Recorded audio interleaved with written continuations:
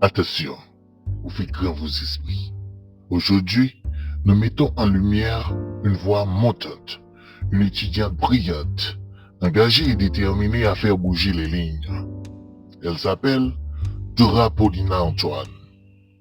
Elle s'attaque à une question cruciale, une urgence nationale.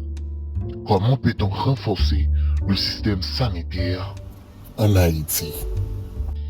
Dans un contexte marqué par les défis, les failles et les espoirs, elle nous invite à réfléchir, à questionner, mais surtout à agir. Préparez-vous à une analyse claire, profonde et engagée. Voici Dora Paulina Antoine. La santé est une couronne que les gens bien portants portent sur la tête et que seuls les malades peuvent voir. De par cette citation, chers téléspectateurs, téléspectatrices, je vous dis bonjour. C'est avec un sentiment rempli d'énergie débordante et d'enthousiasme que je m'apprête à arpenter le terrain du pouvoir. Comme le dit souvent notre mentor et coach par excellence, M. Wismic Marcelin. Derrière chaque mot, il y a un éclat. Derrière chaque silence, une nuance. Et derrière cette voix, une étoile. Dora Paulina Antoine. Originaire de Port-au-Prince, étudiante en première année, sciences infirmières à l'Université publique du Centre. C'est avec une exaltation douce et maîtrisée que je m'apprête à lever le voile sur un sujet aussi important que délicat. Comment renforcer le système sanitaire ici, chez nous, en Haïti? Notre système sanitaire tient encore debout grâce au courage de ses acteurs, mais il est à bout de souffle. Nous ne pouvons plus attendre. Renforcer notre système sanitaire, c'est protéger la vie, c'est poser les bases solides pour un développement pour notre pays et c'est défendre la dignité humaine. On a beau constater dans les coins et recoins de notre cher pays des malades négligés, des gens qui meurent par faute de soins ou par manque de moyens économiques. On se demande alors, peut-on parler d'un système sanitaire efficace si les soins ne sont pas accessibles pour tous, surtout pour les plus vulnérables? Oui, nous savons pertinemment que nous vivons en Haïti, mais cela ne doit pas nous empêcher de faire la différence. À travers le roman intitulé Maudite éducation de Gary Victor, il nous a signalé l'une des faiblesses de notre système sanitaire.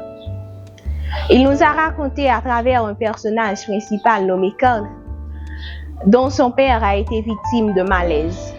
Il lui a amené rapidement à l'hôpital.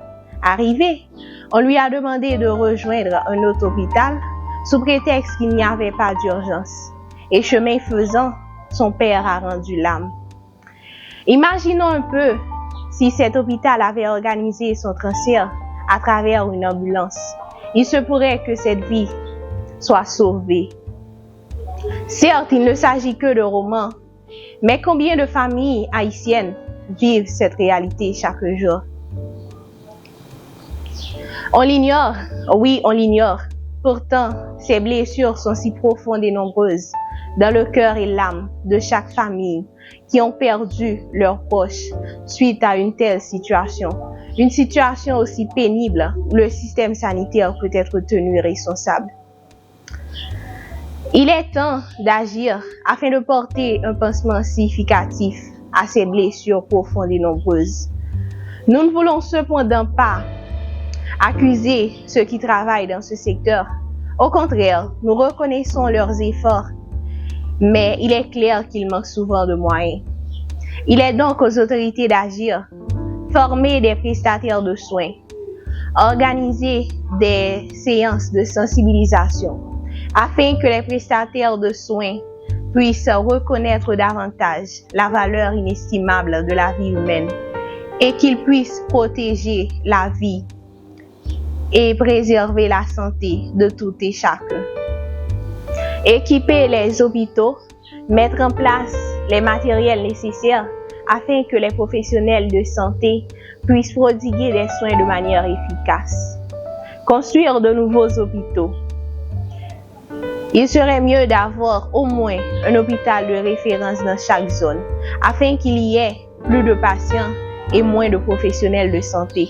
Les patients seront plus en sécurité et ils recevront sans doute des soins beaucoup plus efficaces. Assurer la propreté dans les hôpitaux. Un espace propre assurera sans doute le bien-être du patient et lui permettra de se rétablir plus rapidement. Vous devriez également repenser votre rapport à l'argent dans les soins. Peut-on réellement parler de justice si une personne meurt parce qu'elle ne peut pas payer? Le pouvoir de sauver une vie n'est-il pas le plus grand pouvoir? De ce fait, vous devriez prodiguer des soins avant toute considération financière.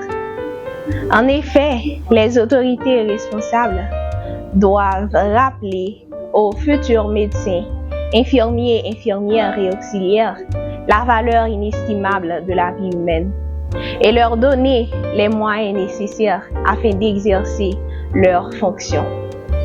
Mesdames et messieurs, si chaque responsable avait pris ne serait-ce qu'une seule seconde afin de penser aux moyens plausibles pour le renforcement de notre système sanitaire, serait-il dans un état aussi déplorable aujourd'hui?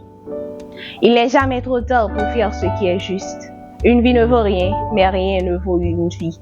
On le dit souvent et on l'ignore chaque jour.